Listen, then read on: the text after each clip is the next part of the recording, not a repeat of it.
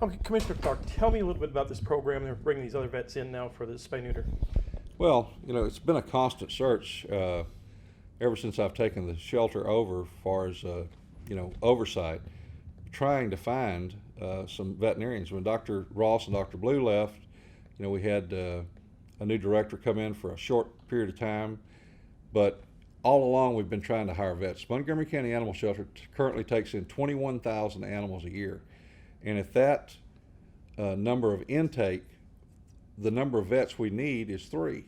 Do we have 3 there every day? No, we have weekends, we have days off and stuff like that, but the number we need is 3 veterinarians on staff, and we finally reached that goal. One will be starting next week. We have one currently on staff, Dr. Crabb, who's been doing an excellent job. She's been trying to do the work of 3 vets, and then we have another one starting October 1st. Okay, now once this happens, you look at some people adopting animals or getting animals, and 6 months down the road they're still not spayed, neutered, and we've got another litter on the way. Well, hopefully we've taken care of some of that today. Unfortunately, when you don't have the staff there to do the spay and neuters, the animals get out with a promise of bringing them back and getting them altered, getting the spay and neuters done.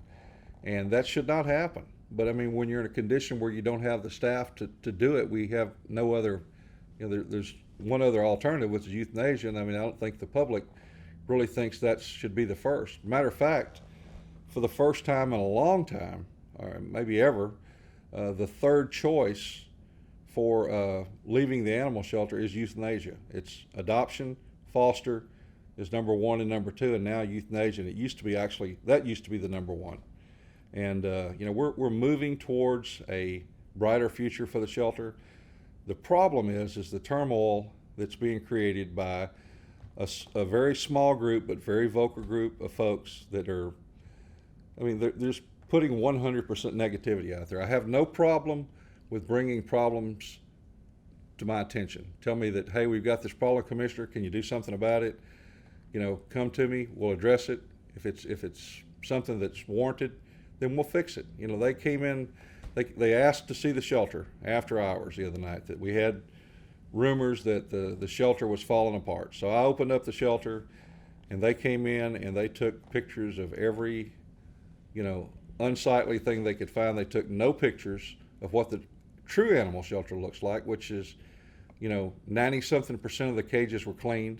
Of course, the animals had just been fed, so you would expect the majority of the kennels to be dirty and nasty, but fortunately, some things look good, and or the majority of things look good. But they were taking pictures of 3 cats in kennels that were said to be locked up without food and water, and a couple of volunteers were there. They helped themselves, let the cats out, fed and watered them.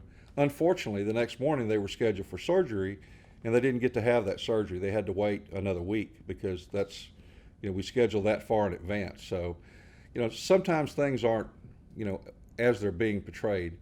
And I just have a real problem with not having balanced information coming out. I have people who ask me daily, Commissioner, what is this stuff on Facebook? That's not the animal shelter that I go into, that I volunteer at. What are they doing? Okay. Appreciate you. Need a motion to approve our Commissioner's Court agenda. All in favor? Aye. Under proclamations and resolutions, power up at your Specifically the budget.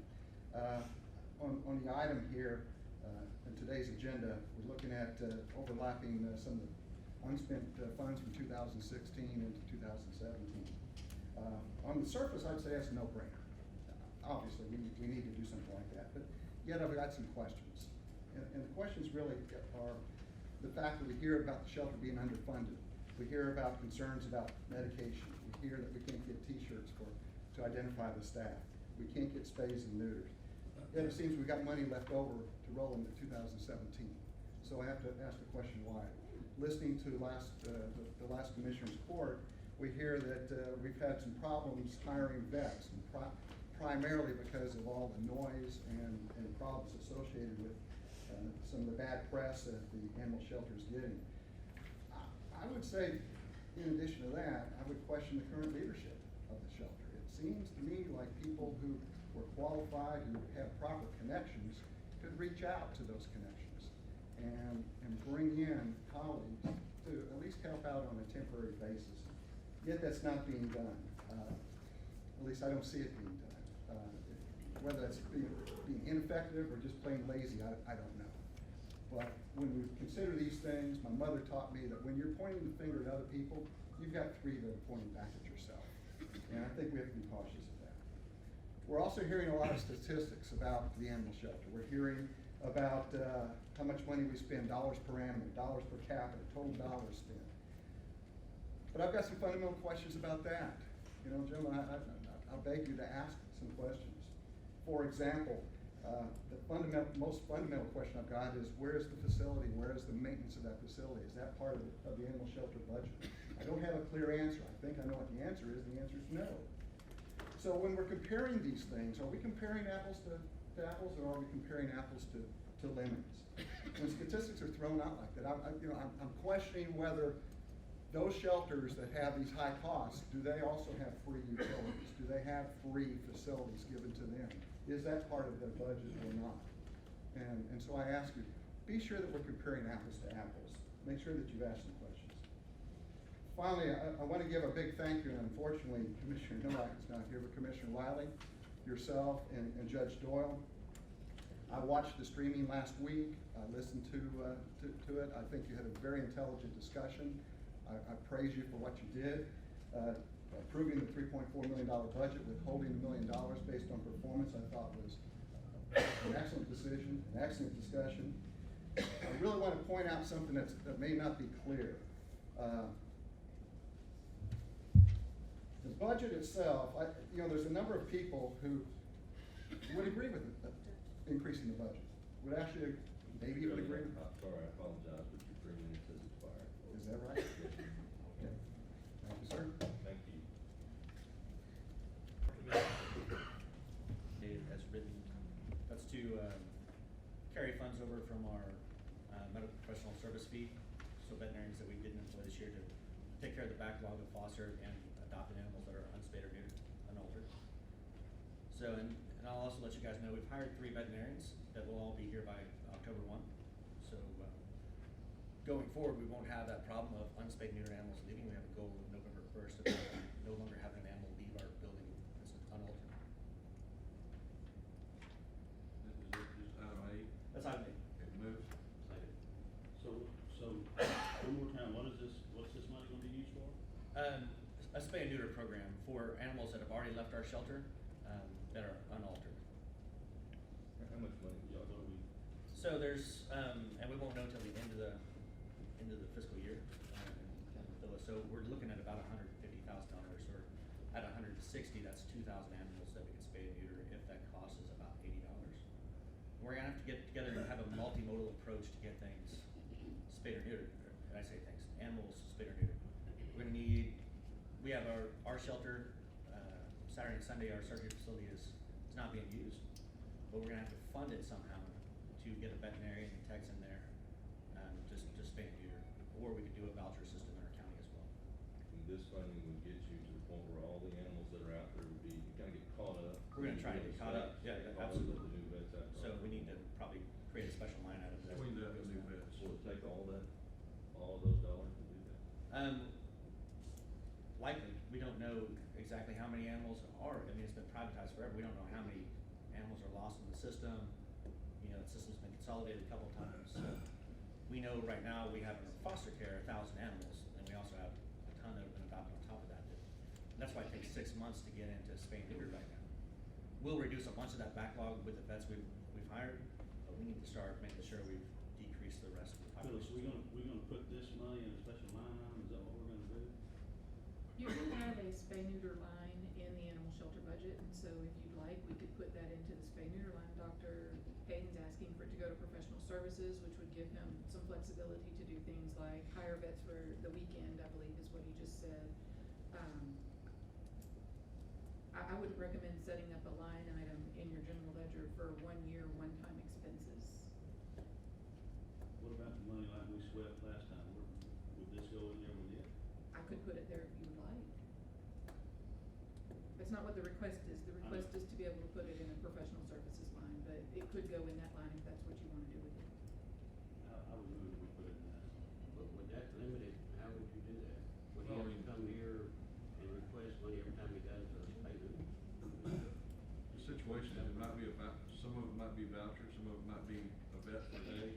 Vet comes in and, you know, does 25 spay and neuters. We don't know what kind of, Yeah. which way it's gonna go. If you know he's gonna be here in advance, you can do that. We can do a detailed accounting of it. My thing is, I just wanna make sure that it only goes to spay and neuter, and I think that public That's wants that, what I you want. want that. Yeah, so absolutely. we'll just find a way that, Nowhere else. absolutely.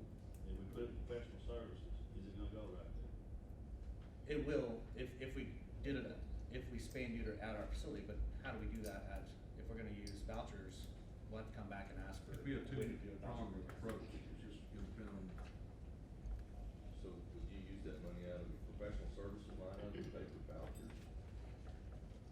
We're gonna have to find a way to do that. So I can't spend money, I don't think I can spend money at a local vet out of my professional service fee. I don't think I can. I don't know if that's true. I don't think you can. I don't believe that we've paid vouchers at this point to other vets to spay and neuter animals in the county, so it's a process we would have to work through. I don't believe we have a process in place for that at this time. We But do as a that, vet, sure, they you're would be a talking about professional. Trying to get donated funds for that. well, it's gonna be a two-pronged approach, but one thing is, you know, one vet may come along and say, hey, look, you know, Doc, I'd like to do 20 spay and neuters, I'll do them for $50 a piece. Y'all issue the vouchers and, you know, they would do that. Bring them to their clinic. Right, yeah, and then we might have a vet that can say, hey, look, I can come in Saturday and work all day, and I can do 20 spay and neuters that day. Yeah. So I mean, it's not, we're gonna best utilize the money as we can, but, you know, until we know we've got that money, we're not gonna go out and start, Yeah, you know. it's about earmarking the money we didn't use this year for spays and neuters to make sure that it happens. Stays there and. So, and if it's at our place, we're gonna have to hire technicians and a vet. At somebody else's place, we can pay them per animal.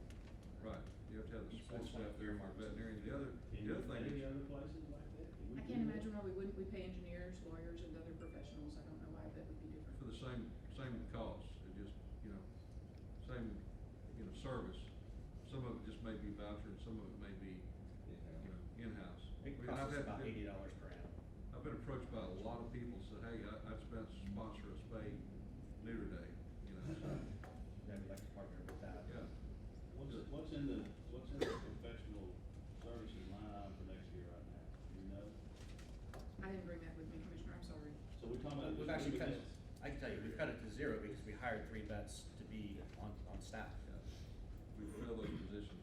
And what we're anticipating between 150 and 150 to 180, depends on what's left to do. what we're talking about carrying forward. And that's in that spay and neuter line item now. Correct, it's in It's professional in- services. It's in professional services, right? So, All right. Any other questions?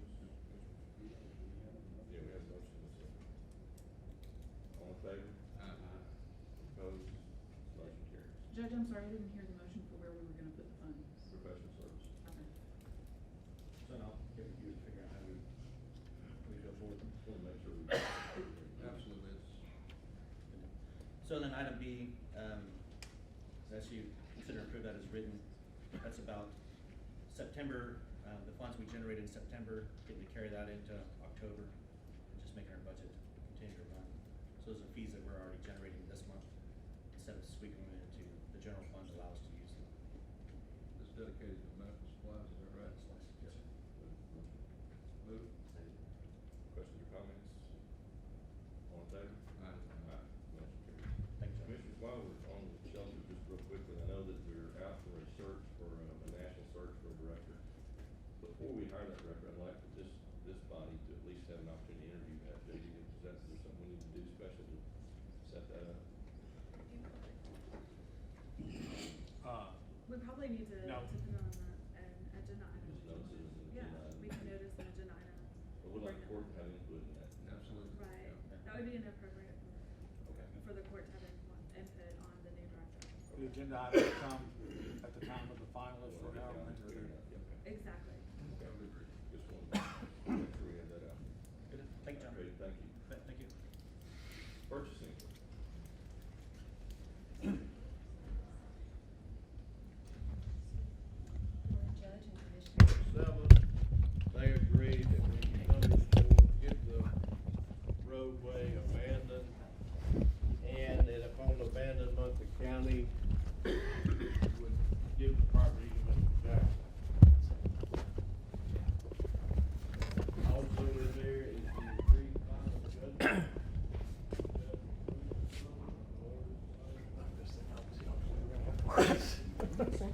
So It's the bow basically- hunting thing. Do what? When I miss the bow hunting thing, that's gonna be the fun one. Which one?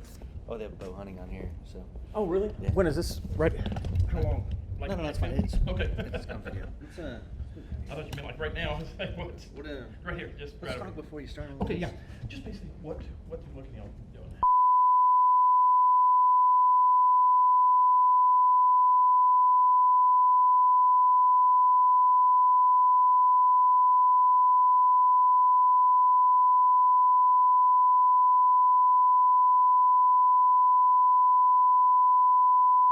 Dr. Hay, tell me what today was about, what you're trying to accomplish with this. With our first line item today, we were looking for sweeping our budget so we could take that money that was unused on veterinarians and professional services prior, or this fiscal year in particular, carry that to next year, and then we can use that to spay and neuter animals that are out of our shelter, that are fostered or adopted, that are unspayed and neutered. Now, right now, someone comes in there, either adopts or one goes out to rescue. How long are we looking at before they're even spayed or neutered? 6 months. Right now, if you go in and adopt an animal, we're going to give you a date that's 6 months out. That's going to change dramatically. So it's kind of like going to a restaurant and they tell you it's going to be 45 minutes and really they're going to get you in 20. It's kind of where we're sitting right now. We have 3 veterinarians that are going to be on staff. Starting the 20th, our chief veterinarian comes on board, Dr. Gentry. October 1, the budget changed. Now we can open up 2 positions. Dr. Crabb and Dr. Martin will be there and become our veterinary team that are county employees. And they'll be spaying and neutering every day, 5 days a week. 5 days a week. Yes, How sir. many animals can you do with a staff like that? How many animals a day can you spay and neuter? Depends on the individual veterinarian and how the day goes. 25 is kind of going to be our minimum. Some veterinarians can do up to 60, depends on who they are and how and what animals show up. If you give me all giant dog space, it's going to take much longer than add some cat neuters, some dog neuters, some small dog space. So it depends on the animal. Now, will they also be responsible for other taking Correct. care of the animals also? Or? Yes, sir. So we can only put 1 veterinarian in surgery a day, based on just our layout in general. So one will do that, one will do the back, and one will take care of sick clinics and things like that. So, and they'll all be responsible for those duties. Right now, by someone waiting 6 months, I mean, this doesn't accomplish anything by waiting that long. I mean, No, absolutely it pretty much not. defeats the purpose. Kind of tell me about that. Oh, absolutely. So, and what we're going to do is, as we start bump up, by November 1st, we have set a goal of nobody leaves the shelter that's not spayed or neutered. So you immediately stop that 6-month wait. So when they come in, they'll be spayed or neutered before they leave. And then we need to take up the space that, right now that sometimes people don't show up for spays and neuters and all that stuff. So we decrease that 6 months down to, hopefully 1 month or less. And then as we do things, as we get with veterinarians, partner with the community, and try to do vouchers and get them out in our community and get them done as well. Now, they also work vouchers where someone from Splendora doesn't have to drive all the way to 242, or someone from all the way west side of county doesn't have to drive all the way back over to 242. Is that what you're trying to Correct, but accomplish? we're going to have to partner with veterinarians in our community to get that done. So we can't just issue a voucher and expect a veterinarian to take it up and think, yep, that's going to work. So in the veterinary community, a lot of times spays and neuters are a loss leader in a lot of veterinary clinics. So it doesn't, they're already losing money, and then when we offer them $80, it's less than what they're already spending. We're going to have to go in and partner and make sure they want to be our partner with that. Okay. Right now, by waiting 6 months, I mean, an animal, say that leaves the shelter, 6 months down the road, I mean, you're already looking at litter too. You can, yeah, absolutely. It depends on the age. I mean, if you adopt out an adult animal, the gestation's 62, 64 days. Yeah, you can pump out some litters, and cats in particular are really good at it. So we don't want that, and forever it hasn't been a system that works very well. You can't say we're going to adopt an animal today to get the money to spay the one we did last week or last month or 6 months ago. We need to get ahead of our problem. So when you look at the shelter statistics for the month of August, and I think the number's 592. We can say 600 animals to make it round. We took in 600 fewer animals this August than we did 5 years ago, and that's because TLC came in. They've spayed or neutered. They started 5 years ago, and they've spayed and neutered 20,000 animals. I quit my job 4.5 years ago. I've personally done 6,000 animals. So, spay and neuter is the answer to get our community's problem under control. If you want to stop the influx into our shelter, you're going to have to spay and neuter prior, which we've got with Commissioner Clark and tried to put together. We're going to put a low-cost spay and neuter clinic out and Splendora out in East County, where 56% of our animals come from. Edward? Good morning, Judge and Commissioners. My name's Eric Ellick. I'm from Precinct 3. You know, it's not who you know, it's not what you know, it's who you know that decides how far you go in life. This past Sunday, on their request, I met with 5 county employees who contacted me through my email site, goldenhammermoco@gmail.com. They provided me with a wealth of information about Montgomery County's payroll.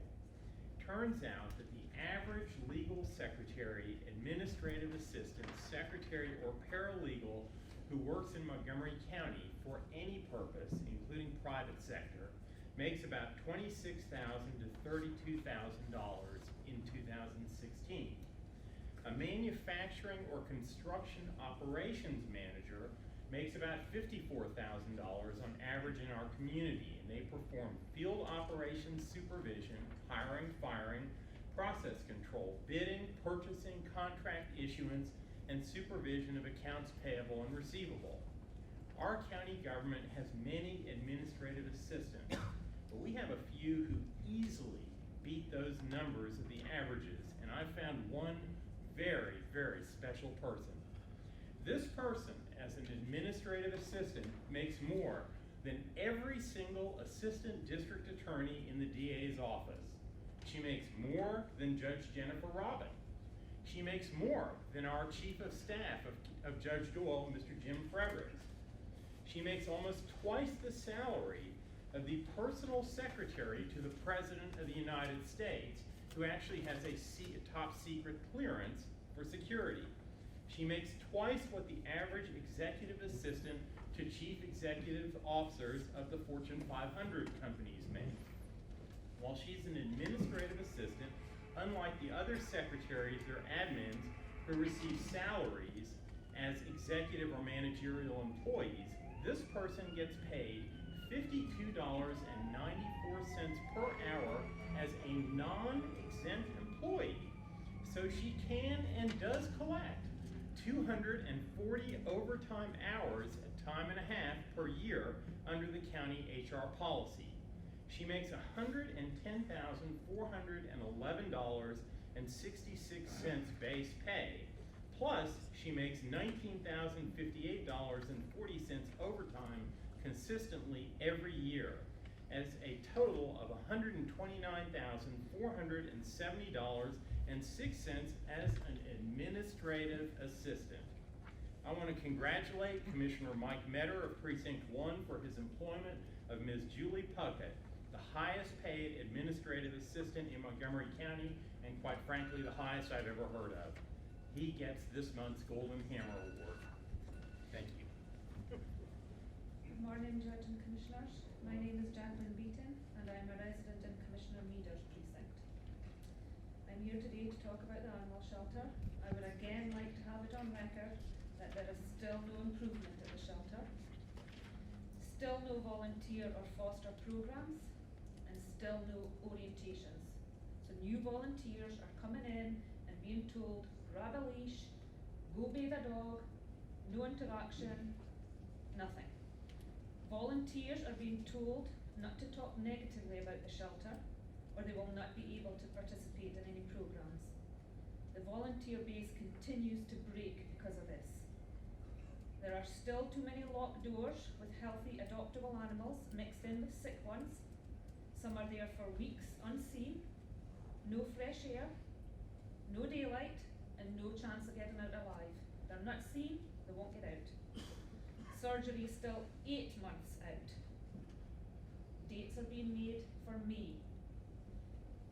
Vouchers should have been given out months ago. If there was money in the budget to do it, it should have been done. There's hundreds and hundreds and hundreds of unaltered animals out there now.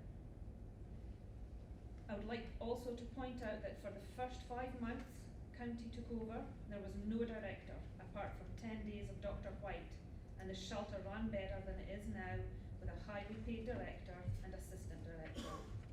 I urge you to look at the overtime claimed since April the 6th.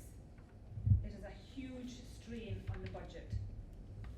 I also strongly suggest HR doing exit interviews. At least 20 staff members have been fired or resigned in the last 5 months. That is a huge overturn. Due to the constant learning curve, the shelter has no consistency, and that clearly shows. We all have a moral obligation to resolve this situation. I would urge the whole court to be in oversight of the shelter, at least until things get stabilised. As it is now, things are just not good enough. Our animals of Montgomery County deserve better. Thank you. First of all, what's your name? Tracy Fenton. Spell your last name. Is T-R-A-C-Y? EY. T-R-A-C-E-Y. EY. I'm sorry. T-R-A-C. CEY. Okay, and the last name? FENTEM. Okay, tell me about the animal shelter. What's your feelings over there? The shelter has been going through turmoil, and it's been this way for many years. But we've gotten to a time frame where the last 6 months to, actually not even the last 6 months, the last 2 years have been uncertainty, regime that has turned away the volunteers that have given their life to saving these animals, and it's clearly comes to a conclusion that the people in charge just really don't find the animals are a priority in Montgomery County. We had a team that was there starting 6 years ago with people that were like Minda Harris, Cora Durand, Jacqueline Beaton. We had a team that actually knew everybody, not just in the county, but throughout the United States, with rescue groups that could actually save dogs. Right now, the conditions, if you haven't been to the shelter, go and see. It's deplorable. You have dogs that are bones in their cages, and I'm not exaggerating. If I wish I were, and I don't say anything that I wouldn't say to any of the staff that are currently there at this time. But it's gotten to a point now that the staff that are there have asked everybody else to leave, or they've resigned. People have been fired. So now you've got a staff that's there and a director that are not versed in understanding how to take care of the welfare of animals. The conditions and the way that the animals are treated is truly animal abuse, which these days, if anybody's involved in animal abuse and caught and proven guilty, they go to jail. But it's almost like no one's even worried about that there at this point in time. They're hiding the animals from the volunteers. You have about 1,000 fosters that have given their time, their money, anything to help save an animal every single day, including me. And we continue to do this, and we love doing this. But now we can't even go into the shelter and go and visit them. They keep sick dogs behind closed doors. They have unaltered animals in the same kennel together, which you know that means unwanted babies and more animal abortions that are taking place. They have quit doing spade and neutering programs for the last 6 to 8 months, which means hundreds of animals have left the shelter being adopted with no date set to come back and get them altered, which means things are going to happen outside of the shelter. Do you think today's move will help that a little bit? I mean, as far as the move to bring more funds in for another bit? The funding is an incredible opportunity. However, this is the third time around that we're going this route, and what is taking place is that we're getting all this great news, but this is down the road. We're getting a budget that's going to be more. We're getting new vets in the next 2 months, but it doesn't clearly answer anything that's what's happening today. There are people that won't even go to the shelter because the stench of the dogs being burned to death, or after they're EU'd, it smells so bad. You know what's going on there, and so unless they let the volunteers back in, who have been the backbone and bringing back the individuals that truly gave life to this system, then it'll stay broken. It's just a very, very broken system. And God did not intend this to happen from humans.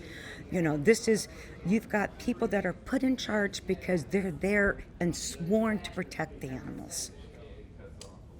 Thanks.